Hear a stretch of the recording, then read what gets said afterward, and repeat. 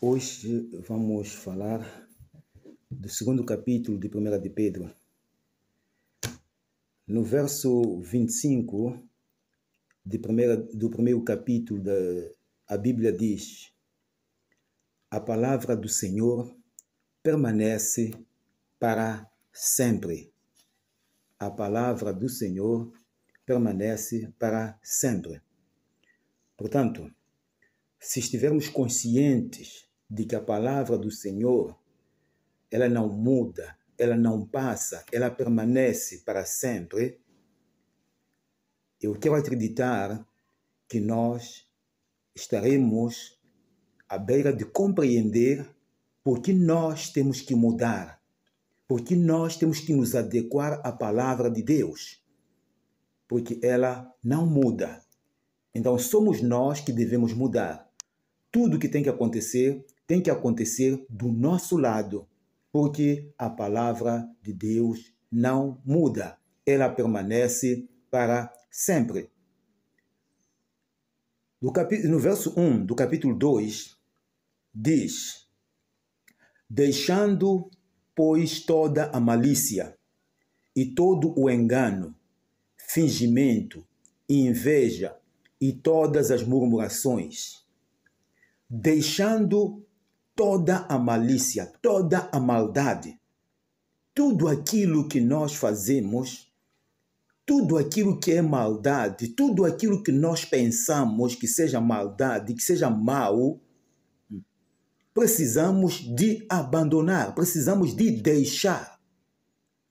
E todo o engano. Porque se nós estamos na casa de Deus e às vezes nos enganamos a nós mesmos, pensando sermos filhos de Deus, quando não somos, isto é um auto-engano. Há vezes que nós temos que deixar a malícia, todo o engano e fingimento que é hipocrisia. Fingimos às vezes que somos crentes, fingimos que somos fiéis a Deus, mas na verdade não temos sido fiéis. Lembre-se que a palavra de Deus permanece para sempre. Invejas e todas as murmurações que tem havido por aí. Muitas vezes nós falamos mal, até falamos mal dos nossos líderes. Por quê? Queremos fazer comentários, queremos ser agradáveis a outras pessoas. Esquecemos que estamos a fazer algo que é errado, que Deus não permite. Porque ele diz que temos que abandonar toda a malícia, todo o engano, todo o fingimento, toda a inveja e todas as murmurações. Desejai afetuosamente como meninos novamente nascidos o leite racional, não falsificado, para que por ele vá crescendo. Então, se nós estamos neste caminho já de abandonar a maldade, de abandonar o engano, o fingimento, a inveja, as murmurações e tantas obras da carne, nós podemos ver essas obras em Gálatas 5, verso 19, vamos compreender isso, 19, 20 e 21. Vamos encontrar várias obras da carne. Tudo isso nós precisamos de deixar, se nós queremos nos conformar com a palavra de Deus. Diz aqui, desejai afetuosamente. Significa que aquele que se diz crer no Senhor deve ter um desejo permanente em sua vida de crescer, um desejo de se alimentar espiritualmente aquilo que vai permitir o seu crescimento. Nós temos que desejar afetuosamente, como meninos novamente nascidos. Uma criança, quando nasce, um dos seus primeiros desejos é mamar. Depois de chorar, ela quer mamar. Porque te sente fome. Desejai o leite racional, não falsificado. Aqui está uma responsabilidade para todo aquele que quer seguir a Deus. Tem que desejar o leite racional não falsificado. Há muita coisa falsificada. Há muitos falsos mestres. Há muitas coisas adulteradas. Há muitas pessoas adulterando o evangelho do Senhor. E muitas vezes para nós, Não importa aquilo que está sendo falado, desde que fale do nome de Jesus, então pronto, nos conformamos. A pessoa pode deturpar toda a escritura, mas como está a falar do nome de Jesus, então é crente. Acabamos nos deixando levar com essas coisas. A Bíblia diz que desejais o leite racional não falsificado, para que por eles vá descrescendo.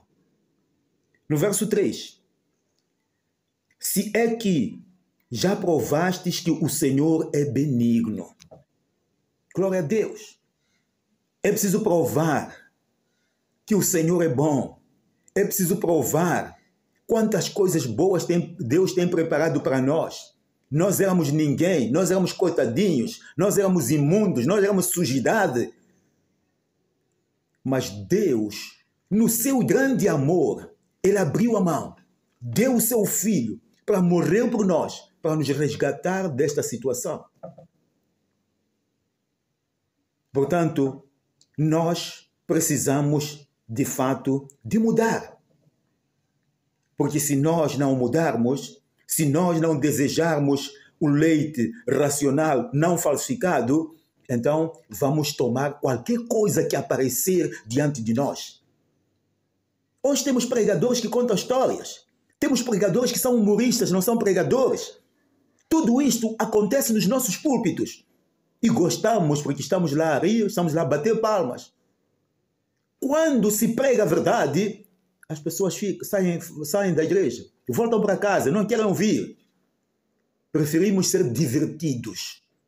A Bíblia nos adverte. A Bíblia nos adverte que devemos desejar o leite racional não falsificado, se já provamos que o Senhor é bom. Portanto, se você tem esta experiência, se você já provou que Deus é bom, Deus te tirou de todo o pecado onde você estava e te colocou onde você está agora, então vale a pena você fazer isto. Abandone toda maldade e deseje o leite racional, não falsificado, que é a palavra de Deus. Verso 4 a 10, vamos falar da pedra angular.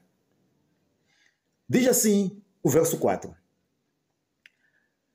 E chegando-vos para ele, pedra viva, reprovada na verdade pelos homens, mas para com Deus eleita e preciosa.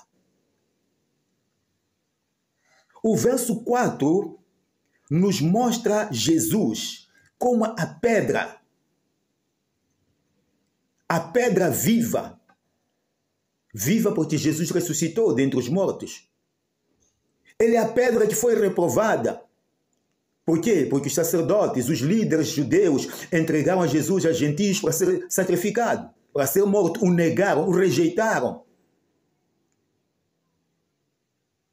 Na verdade, foi rejeitada pelos homens, mas para Deus, eleita e preciosa. Isto que Pedro diz neste verso 4, mostra claramente que aquilo que os católicos dizem, que Pedro é a pedra sobre a qual a igreja foi edificada, é uma falsidade, é uma mentira que não tem razão de ser, não tem justificativa, porque é o próprio Pedro que mostra-nos a pedra a qual nós devemos chegar, Jesus Cristo, aquele que morreu por nós, aquele que foi reprovado. Mas Deus o ressuscitou dentre os mortos e subiu aos céus e sentou-se à destra de Deus. Portanto, a justificativa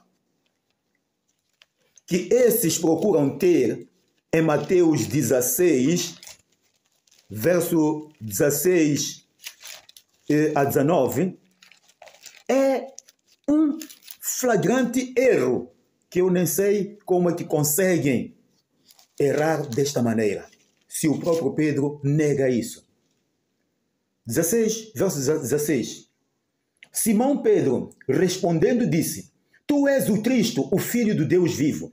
E Jesus respondendo disse: Bem-aventurado és tu, Simão, Barjonas, porque te não revelou a carne e o sangue, mas meu Pai que está nos céus. Pois também eu te digo que tu és Pedro, e sobre esta pedra edificarei a minha igreja, e as portas do inferno não prevalecerão contra ela. E eu te darei as chaves do reino dos céus. E tudo o que ligardes na terra será ligado nos céus. E tudo o que ligardes na terra será desligardes na terra será desligado nos céus. É preciso perceber uma coisa aqui. Jesus diz: eu te digo que tu és Pedro. Sobre esta, ele mudou. A figura agora é Jesus. Sobre esta pedra, que é Cristo, sobre esta pedra edificarei a minha igreja, e as portas do inferno não prevalecerão contra a igreja de Cristo.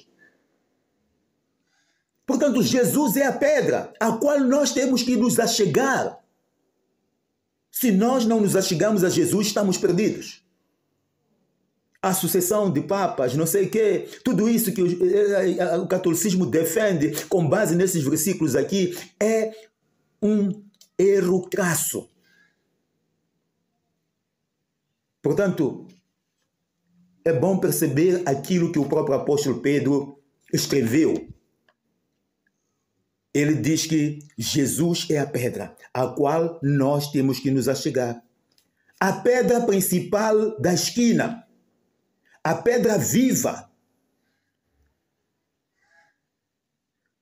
A pedra que é a doadora da vida. Porque Jesus é que nos doa a vida. Jesus é que nos dá vida. Esta é a pedra da esquina.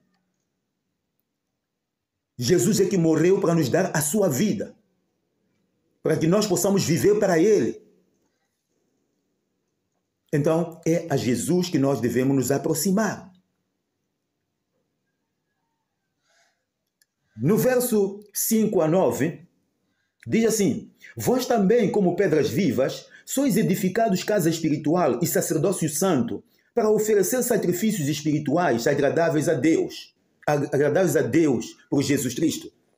Nós também, como pedras vivas, e Pedro se inclui aqui, nós também. A pedra viva é Jesus, mas ele diz nós também. Por quê? Porque este Jesus doou a vida para nós. Nós também que recebemos essa doação, essa vida por doação. Somos edificados casa espiritual. Somos feitos sacerdócio santo para oferecermos sacrifícios espirituais agradáveis a Deus por Jesus Cristo.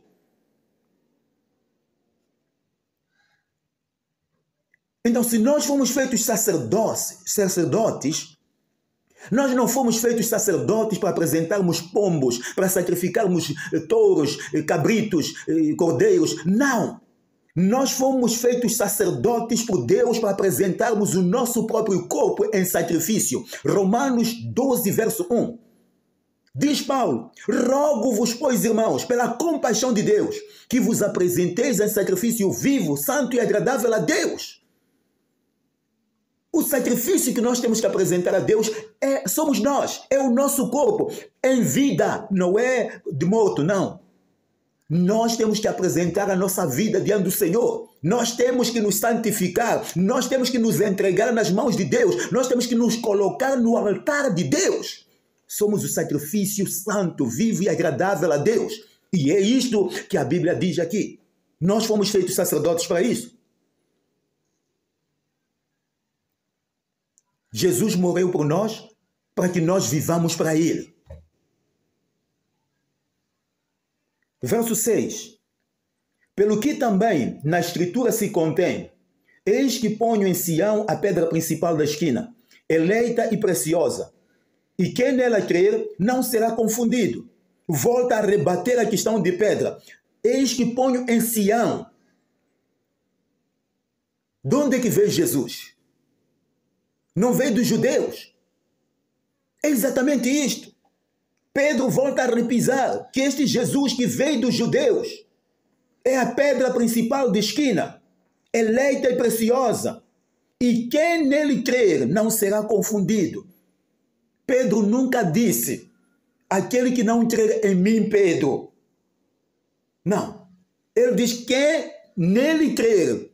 Nele quem? Nele Jesus. Nele quem? O Filho de Deus. Nele quem? Aquele que é Deus. Aquele que ressuscitou ao terceiro dia. Verso 7. E assim para vós, os que credes, é preciosa. Mas para os rebeldes, a pedra que os edificadores reprovaram, essa foi a principal da esquina. É uma pedra de tropeço e rocha de escândalo para aqueles que tropeçam na palavra, sendo desobedientes para o que também foram destinados. Estas pessoas que não entendem a palavra de Deus são desobedientes. E a Bíblia diz que eles foram destinados para isso. Pessoas que não se arrependem, não mudam de vida. Pegam a Bíblia de cabeça para baixo. Portanto, essas pessoas não entendem a verdade. A palavra de Deus vem falando de Jesus, da semente da mulher, a partir de Gênesis. Isaías falou de Jesus, do nascimento virginal de Jesus. Tantas profecias bíblicas que falavam de Jesus. A morte de Jesus, retratada em Isaías como se fosse algo que havia já acontecido, mas era uma profecia feita cerca de 700 anos antes de Cristo. Mas tudo isso para mostrar-nos, para nos indicar, para nos levar à realidade. E hoje alguém muda, diz que não, Pedro é a pedra, não é Jesus. Onde é que você achou isso? Portanto, é preciso voltarmos àquilo que a palavra de Deus diz. No verso 9, mas vós sois a geração eleita, o sacerdócio real, a nação santa, o povo adquirido, para que anuncieis as virtudes daquele que vos chamou das trevas para a sua maravilhosa luz. Sois a geração eleita. Nós fomos eleitos por Deus. Nós somos o sacerdócio real. Nós somos a nação santa.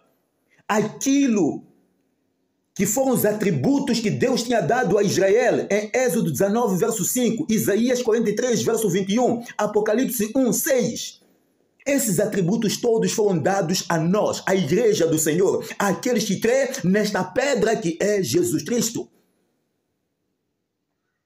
Aos crentes nascidos de novo. Não estou falando daqueles que dizem que são crentes. Não. Estou falando daqueles que nasceram de novo. Estou falando daqueles que têm uma relação com Deus. Que tratam Deus por Pai e Deus os trata por filhos. A esses sim. A palavra de Deus diz que sois a geração eleita. Sois sacerdócio real. Sois a nação santa, o povo adquirido, para que anuncieis as virtudes daquele que vos chamou das trevas para a sua maravilhosa luz. Vós, que em outro tempo não ereis povo, mas agora sois povo de Deus, que não tinhais alcançado misericórdia, mas agora alcançastes misericórdia. E quem é essa gente? Somos nós. Quem é essa gente? São aqueles que eram chamados imundos, que não tinham parte com o povo de Deus, que não podiam se chegar a Deus. Que por Jesus Cristo nós hoje chegamos a Deus. Nós fomos dados o poder de sermos feitos filhos de Deus, diz João 1, verso 12. Nós que somos filhos de Deus, agora somos povo de Deus. Nós que alcançamos a misericórdia de Deus. Porque, na verdade, nós não fomos salvos por causa das nossas obras. Não é pelo mérito. Não merecíamos. Mas Deus, na sua grande misericórdia, Ele nos alcançou por esta misericórdia, segundo a sua graça. Somos hoje filhos de Deus. Hoje vivemos, podemos sentir o prazer da glória do Senhor. Porque Ele mesmo nos fez seus filhos. Vamos passar para um outro ponto. Os deveres cristãos. Do verso 11 e 12. Deveres cristãos. Amados, peço-vos como a peregrinos e forasteiros, que vos abstenhais das concupiscências carnais que combatem contra a carne. tendo o vosso viver honesto entre os gentios, para que, naquilo em que falam mal de vós, como de malfeitores, glorifiquem a Deus no dia da visitação, pelas boas obras que em vós observem. O crente é convocado a viver como peregrino, a viver como estrangeiro, a viver como um viajante. Quando você está numa paragem, você não pode fazer residência. Você tem que saber que está numa paragem, está de viagem, está de passagem. Viver como estrangeiro, como forasteiro, significa que nós não devemos nos prender às coisas que são deste mundo. Não. Nós temos que saber que temos uma prioridade. É onde nós vamos. É o destino para o qual Deus nos chamou. Esse é que nos importa. O crente verdadeiro tem que ter isto em mente. Eu sou estrangeiro nesta terra. Não estou a dizer que você deve desleixar, não trabalhar, não comprar roupa, não ter casa. Não é isso que estou a dizer. Mas você não pode se prender às coisas deste mundo, porque você tem que saber que é estrangeiro, está de passagem, isto não é teu. Viemos sem nada a este mundo e iremos sem nada. Os israelitas no Egito, mesmo se fossem a construir casas de que maneira, eles sabiam que eram estrangeiros lá. Eles sempre clamaram ao seu Deus para ver se os livrava, os levava à terra que prometeu aos seus pais. Estiveram conscientes disso. E quando chegou a vez, eles saíam sob direção de Moisés. Porque eles não eram egípcios. Eles estavam conscientes disso. E o crente deve viver sabendo que não é deste mundo, não é desta terra. Jesus disse, eu lhes dei a minha palavra e o mundo os rejeitou, os odiou, os aborreceu, porque não são do mundo. Quando nós recebemos a palavra de Deus, recebemos também a natureza de Deus. Passamos a ser seres divinos, já não somos seres terrestres. Daí que a Bíblia diz, em Colossenses 3, pensai nas coisas que são de cima, onde Cristo está sentado à destra de Deus e as nossas vidas estão escondidas em Cristo Jesus. Então é nisto que nós temos que pensar. Não vamos deixar corromper, não vamos deixar influenciar, não vamos nos deixar cair, não vamos entrar nas coisas que este mundo gosta e vive nelas.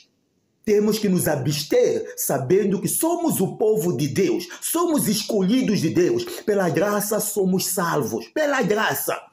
Entenda bem, não podemos abusar da graça de Deus.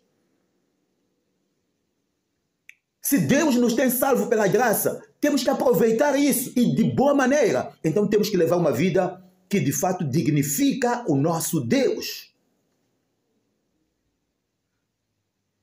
Temos que viver uma vida de santidade, uma vida separada com o mundo. Estamos no mundo, mas não somos do mundo. Vivemos neste mundo, mas não somos deste mundo. Vamos meter isto nas nossas cabeças e vamos viver segundo isto. Submissão às autoridades. Do verso 13 a 17. Diz assim, sujeitai-vos, pois, a toda a ordenação humana, por amor do Senhor, que era o rei como superior. Nós temos que nos sujeitar a toda a ordenação humana. Toda a ordenação humana. É isto que a Bíblia diz. Vamos continuar a ler. Quer aos governadores, como por ele enviados para castigo dos malfeitores e para louvor dos que fazem o bem. Porque assim é a vontade de Deus, que fazendo o bem tapeis a boca à ignorância dos homens loucos. Como livres e não tendo a liberdade por cobertura da malícia, mas como servos de Deus. Honrai a todos, amai a fraternidade, temei a Deus e honrai o rei. O crente é intimado a sujeitar-se a toda a autoridade humana, enquanto esta não violar a palavra de Deus. É preciso entender isto. e eu sublinho, o crente é intimado a sujeitar-se a toda a autoridade humana enquanto esta não violar a palavra de Deus. A Bíblia diz que as mulheres devem se sujeitar aos seus maridos. Mas se o marido diz para ela não ir à igreja, não cultuar a Deus, ela está livre de desobedecer esta ordenação divina. Porque, afinal de contas, ela obedece, ela sujeita-se ao marido por causa de Deus. Então, logo, se você age contrariamente a este Deus, ela está livre de não se sujeitar. Da mesma maneira que a Bíblia fala dos filhos, os filhos devem obedecer aos seus pais no Senhor. Há muita gente que quando quer ir para a missa, quando quer ir para o curandeiro, quando quer chamar o curandeiro para a sua casa, diz aos filhos, vocês têm que estar nisto. A Bíblia, vocês vão à igreja, a Bíblia diz que vocês têm que ser sujeitos aos vossos pais. Não é sujeitos naquilo que é contrário à vontade de Deus. Não. Nós somos sujeitos aos nossos pais quando eles forem sujeitos a Deus. Por isso que diz, obedecei aos vossos pais no Senhor. Não é fora do Senhor, não é fora da verdade, não. Então é preciso nós percebermos perfeitamente aquilo que a palavra de Deus diz.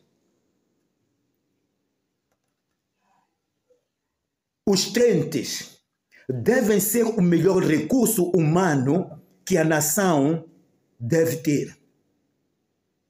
Por causa desta sujeição, os crentes devem ser o melhor recurso humano que a nação pode ter. Por isso, vamos aprender a nos sujeitar às autoridades. Vamos aprender a nos sujeitar aos policiais. Vamos aprender a nos sujeitar ao líder do bairro. Vamos aprender a nos sujeitar a todas as autoridades. É isto que a Bíblia diz. Agora, se essa autoridade exige você subornar, você tem que negar, porque o suborno é pecado diante de Deus. Você não pode se envolver nessas coisas.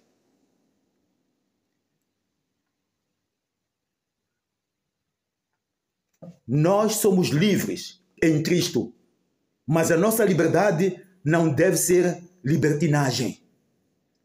Cristo nos libertou da maldição da lei. A Bíblia diz em João 8, verso 32, conhecereis a verdade e a verdade vos libertará. De fato, Cristo nos libertou. Mas nós não podemos usar dessa liberdade para satisfazer a nossa carne. Temos propósitos maiores. Temos uma grande expectativa que ninguém a pode imaginar, ninguém a pode medir.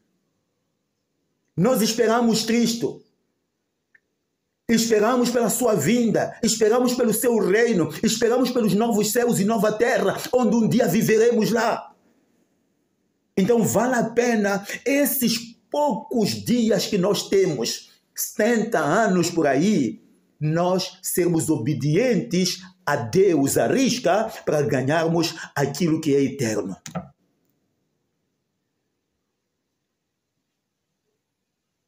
Do verso 18 a 20, os servos devem ser sujeitos. Vós, servos, sujeitai-vos com todo o temor aos senhores, não somente aos bons e humanos, mas também aos maus. Atenção!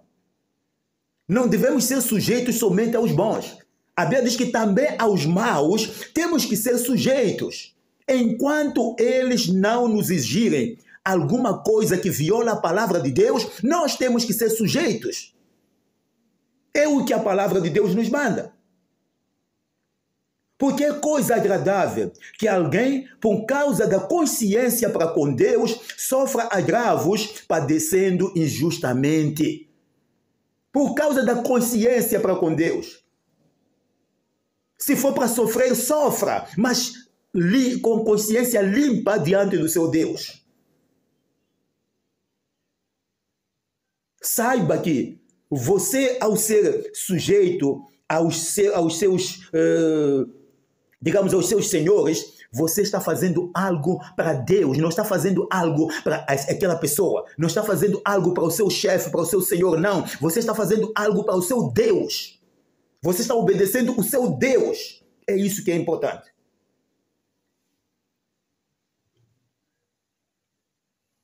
Porque, na verdade, qual é a honra de você sofrer agravos porque roubou?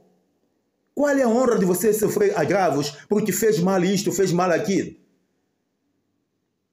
Não existe. Mas se você sofrer porque você está fazendo o bem, não tem problema. Isso é honroso diante de Deus. Porque o dia vem em que esse bem será visível a todos os olhos. Todos perceberão aquilo que você estava fazendo e por que você sofreu, por causa da sua fé.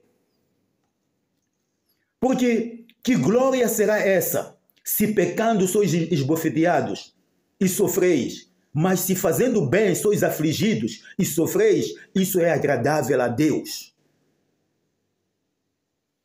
É agradável a Deus quando nós sofremos por causa da nossa fé, por causa da nossa consciência para com Deus. Sofremos, mas fazemos o bem, fazemos o que é correto, fazemos aquilo que Deus manda fazer, tudo bem, podemos sofrer. Quantas vezes vamos passar fome porque nós não queremos corromper alguém?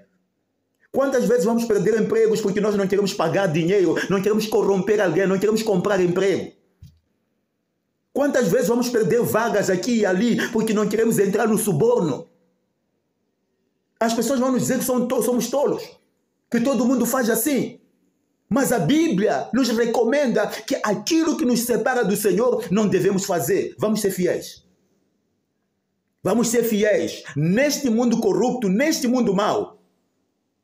Em algum dia haverá alguém que vai perceber qual é o nosso valor. Alguém vai perceber que nós somos a melhor mão de obra para esta nação. Que nós somos o melhor recurso humano para esta nação. Que é isso que importa. Não são diplomas de formação.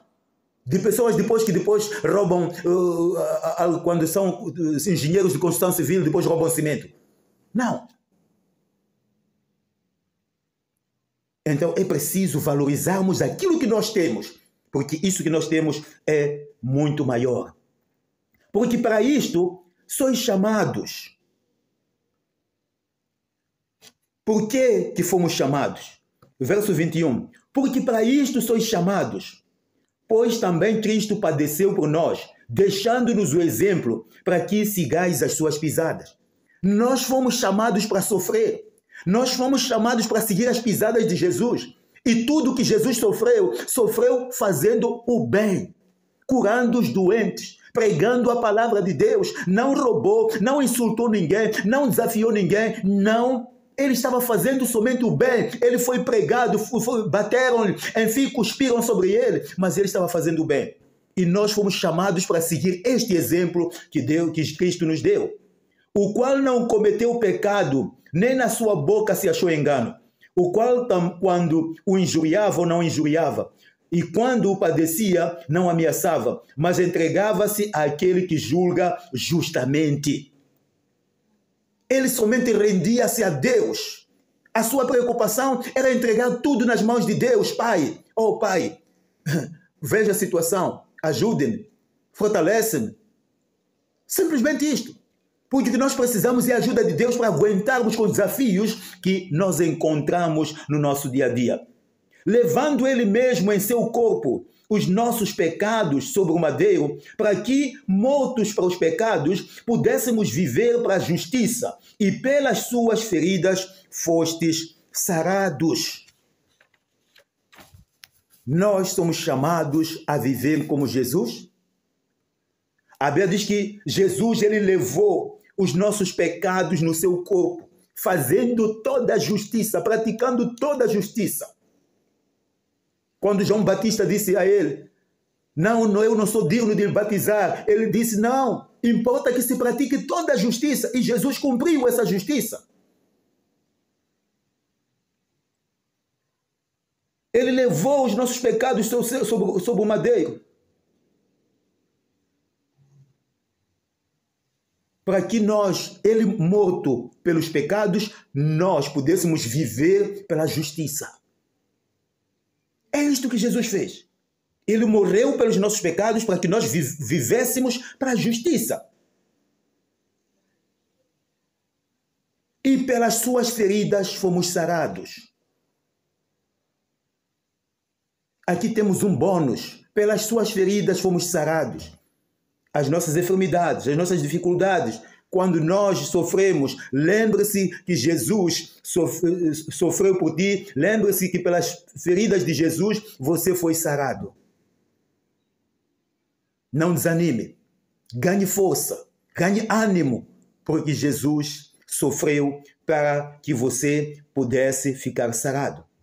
Porque ereis como ovelhas desgaradas, mas agora tendes voltado ao pastor e bispo das vossas almas.